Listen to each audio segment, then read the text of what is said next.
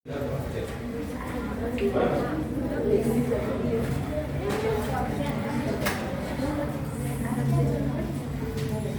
જોઈ અને લખવાનું છે, બરાબર?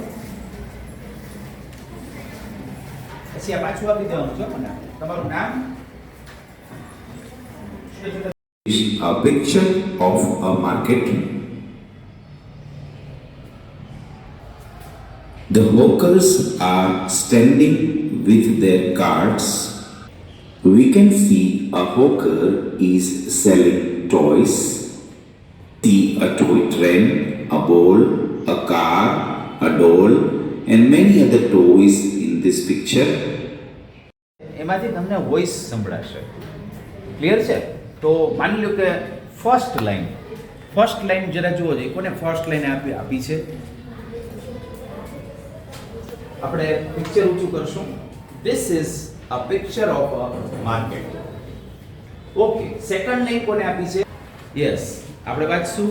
There are cloth shops, fruit stores and a medical store in the market.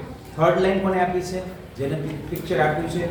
Yes, the hawkers are standing with their carts. Fourth line કોને આપી છે? ચોથી. We can see a hawker is selling. Yes, fifth line. We can see a toy train, a ball, a car, a doll, and many other toys in this picture. એના પછીની line next. Yes, the traffic policeman is standing and controlling the traffic.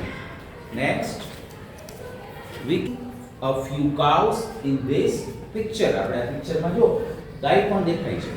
Next, last sentence કોને આપ્યું છે?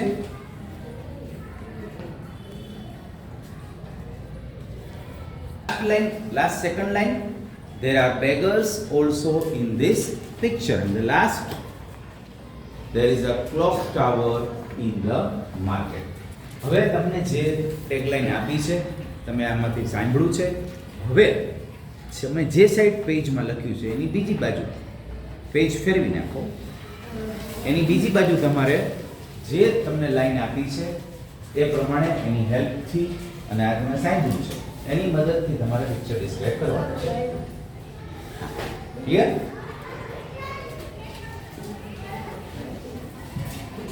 જો અહીંથી છે ને આ પ્લે થશે ને આખું પિક્ચર બોલશે. ક્લિયર છે? જે 7 8 લાઈન 9 લાઈન ટોટલ આપણે સાંભળી જેટલું તમને યાદ રહ્યું છે એ